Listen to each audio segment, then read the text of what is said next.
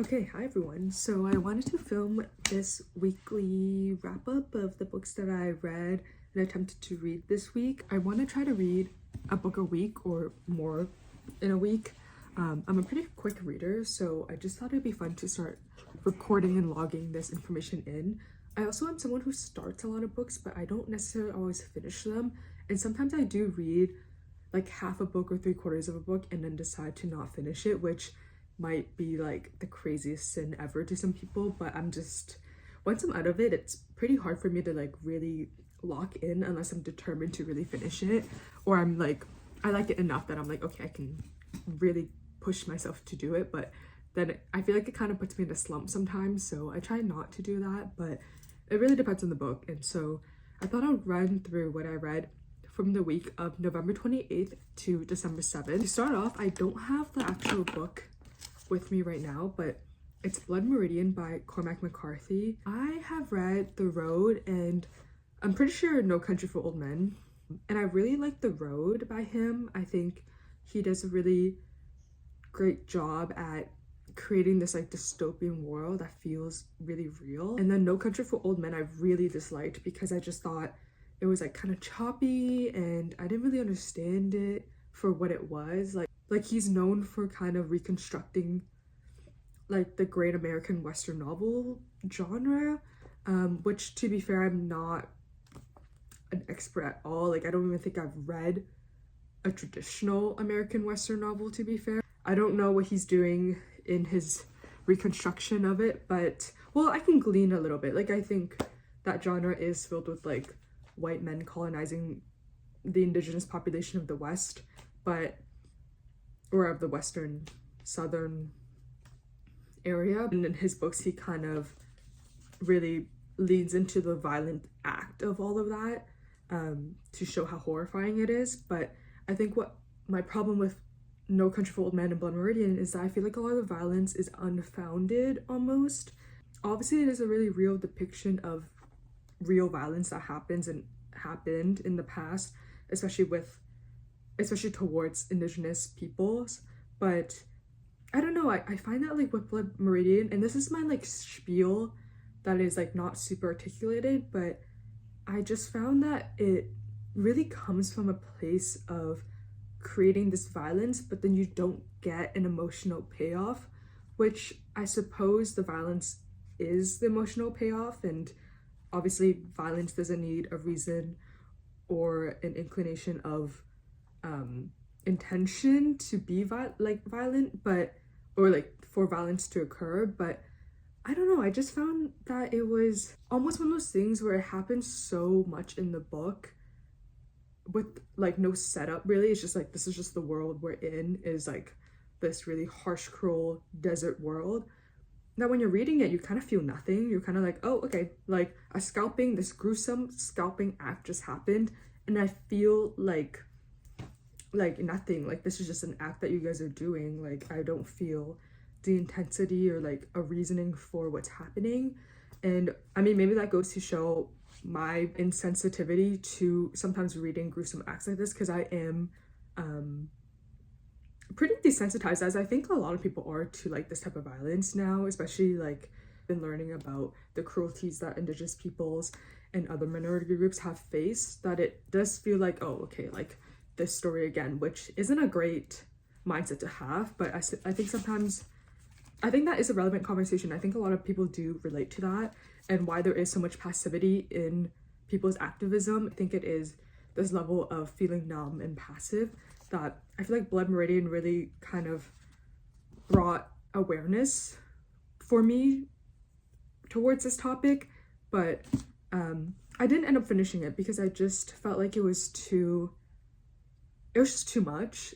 I feel like with Cormac McCarthy's work, I'm just not sure what I'm supposed to really be picking up besides these ideas of like needless violence and how there's this inherent aspect to violence from man, especially to other men.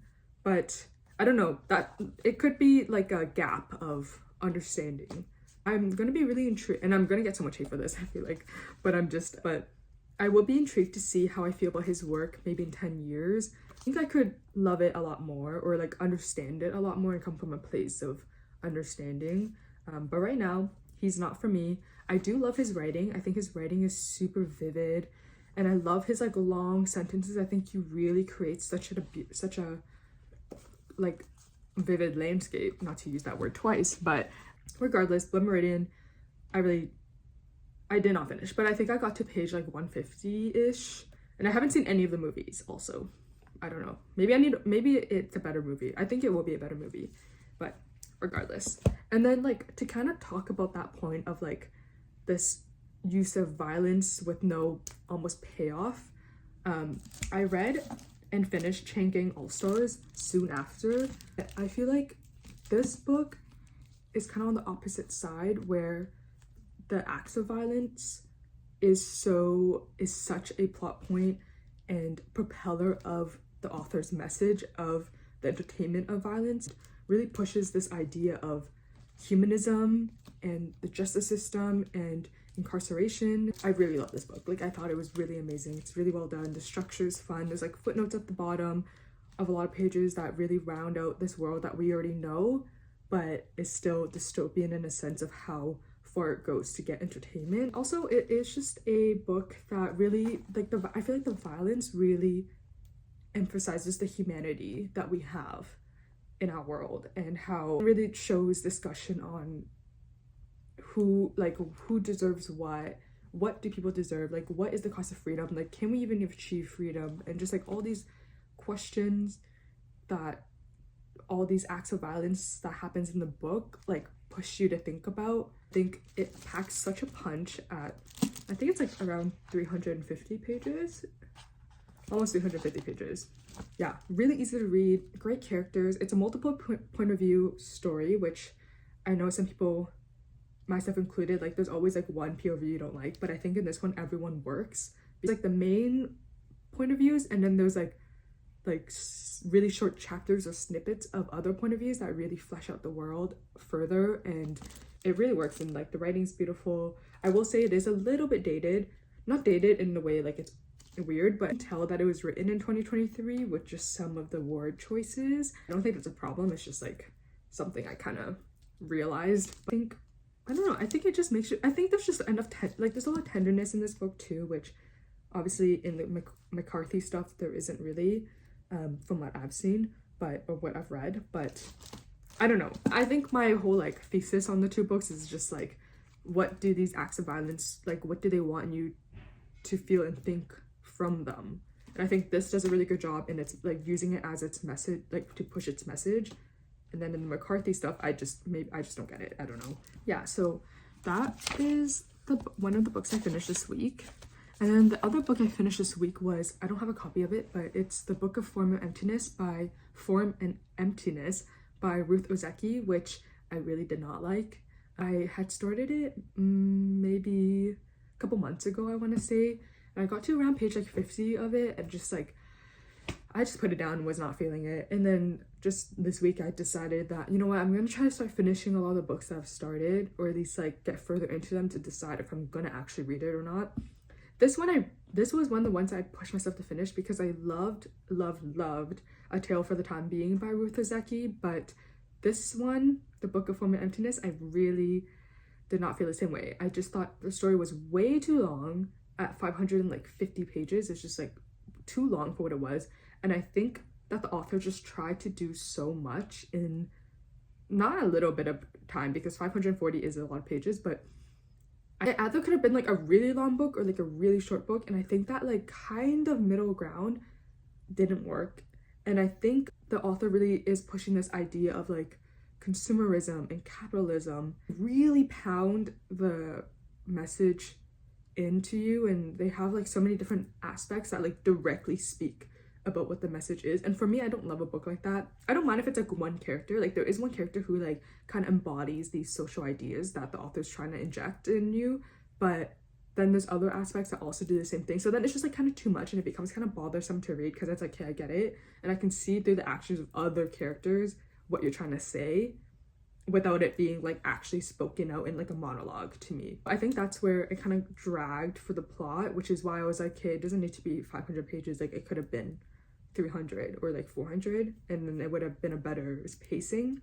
And then also I think the depiction of mental illness slash social issues such as homelessness and poverty were kind of like oh, someone happened to my light.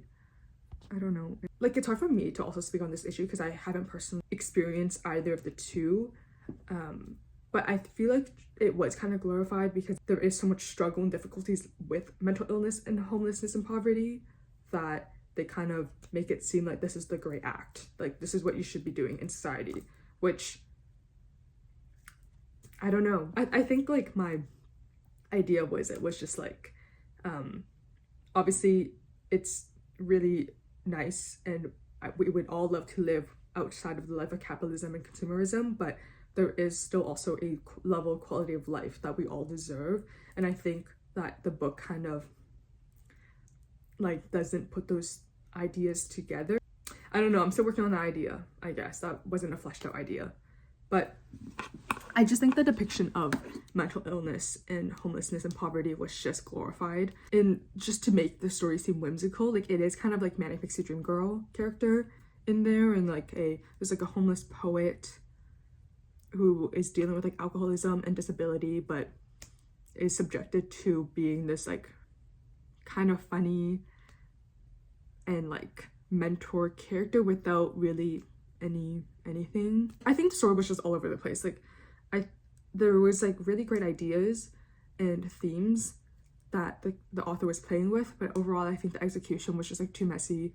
I don't know if all the depiction of the characters were great at all. Like, the ending felt very like, and everything's okay, like we wrapped it up, like we worked through all these issues, but obviously these are ongoing systematic issues that can't be solved really on this individual level. So I think it just kind of fell flat for me and I really didn't like it. But yeah, that's my really messy, like, please don't come for me. Topics are so hard to write about in a way that will please everyone. So, but I do think it was a little bit romanticized to an extent. But I can also recognize that it was written in the point of view, or a lot of it was written in the point of view of a 14-year-old boy character who is also dealing with these issues, or some of these issues. So I can see why it is romanticized as well. In this lens. So there's that. I think it was like I think her writing is really beautiful as well. It's very clear, it's fun, but yeah, I just didn't like it, but that's my opinion. So those are like those are the two books I finished this week. And then currently I just started Of Mice and Men by John Steinbeck. I'm 30 pages into this one.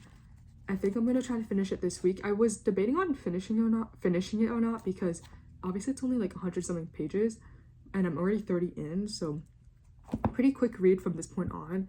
But see, this is my problem where like I'm just like not into it, so I'm like, I don't need to finish it. But you know what, I can push myself to finish this one. Sorry, my throat is dry. And we'll see how I like it, but I feel like I will really love it because I do like the ideas, or like this main idea that he has of finding a home. So we'll see, or like finding your place in the world, I guess. So we'll see how that goes. And I do like his writing, so I will keep trying that one. I have a book club that I'm going to start with my friend on the 9th of December, and we're going to do Iron Gold by P.S. Brown, and this is the 4th book in the Red Rising saga. Yeah, so gonna start this. I'm actually already 2 chapters in. I'm on chapter 2, which is page 10, but I'm gonna wait for her and then we're gonna book club this one. So you're probably gonna see this in the next couple of weeks because we're gonna slowly go through this. But yeah, I'm gonna read that. And then I just got this one. It's The Forest's Daughter by Claire Keegan. Really cute cover. I love this cover so much. Really short. It's like a little short story. I'm excited to read this. I think this will be really fun to read. Hopefully. I don't actually really know. It's probably gonna be really sad and tender, but also sweet. So, as Claire Keegan is. So I'm excited for that. And then and then the last thing I'm gonna try to read is Margaret Atwood's Bluebeard's Egg, which is a collection of her short stories. There's about 12 in here, I think. So I think I'm gonna try to read one to 3 every day, and then that'll get me to 7 days and finish this one. I'm really bad at reading short story collections. I don't know what it is. I think it's just like you read like a whole story and then you start the next one and it's just kind of like it's too soon. And I don't know if that's how normally people read collections, like if you just kind of read it, you know, through, or you like pick it up every once in a while and you start a new story. Like I really don't know. Do the day by day. I think I will digest it better. I don't know, we'll see. I'm trying something new and I love this cover, so I think we'll see how I get on with this. So I feel like this is a good trio for me. We'll see. But I'm excited for those three. I think will be really good. And then I usually read nonfiction before I go to bed, and I try to read just however much I feel like. So I've been reading Under a White Sky, The Nature of the Future. I'm 48 pages in, and I've been really liking this. It's like a good book, I think, for how I read it, because I am someone who understands concepts over like learning facts. I couldn't tell you exactly what, like I know we're set in kind of the Michigan River, but I just know that the concept is that we're controlling these waterways and these rivers and these lakes in order for us to like do commerce and to clean our water systems that we damaged and got disgusting. But I could not tell you exactly like where in the river and like what the river is and all these things. So I don't know. I'm not great at reading nonfiction, and I also read it before I go to bed, so it's kind of like a bad combination, but I think it's still worth to read and you still get something out of it. I think is all you need for nonfiction. Like you don't need to know every single fact, and I think that's what a lot of people struggle with nonfiction. But for me, I'm good with just reading it, kind of understanding the concepts and then keeping it moving. This one goes through each kind of like natural resource / element that we have tried to control. So the first chapter is on kind of water, and then the next one is called Into the Wild, which I'm guessing is gonna be like the forest. And then the last chapter or last section is called Up in the Air. I don't know, I think it's really good, and she won the Pulitzer Prize for her other book, The Sixth Extinction. So I don't know, I really been liking it, and I like that she is like, I think formally she's a journalist, so I think she has a good way of writing that feels very personal. I'm excited to finish that. And then the other book I have been reading is The Mummy Congress by Heather Pringle. And I'm about 133 pages in. I actually really like this book. It's just kind of like freaky to read before you go to bed, as someone who kind of like feels immortality and feels death and that type of vibe. And obviously mummies is like the closest thing we have to immortality and to death. So it kind of freaks me out whenever I read it before bed, I'm not gonna lie. And so does this one sometimes, because then I get too like climate anxious, but regardless, it's still important to read and to face those facts for yourself.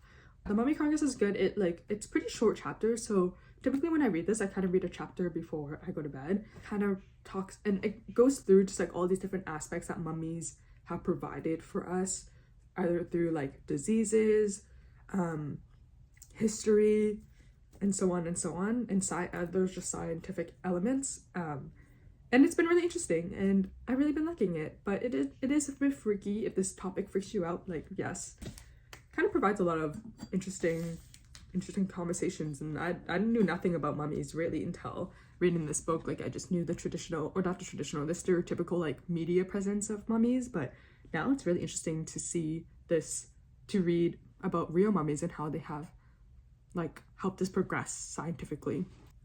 Man, I must just like never speak like this long because I am cooked. That is everything that I am currently reading, that I read, and I'm gonna be reading for next week. Yeah, pretty good. I feel good that I read the 2 books, and then I'm excited to read my trio of short stories. And I'm gonna try to finish The Mummy Congress, I think, this week, because I feel like it's a doable risk if I really read. Wow, I just ran out of storage, so it cut off. But yeah, my last thought was I just don't normally read 2 nonfiction books, but I had to kind of switch between the 2 because the mummy one was kind of really freaking me out.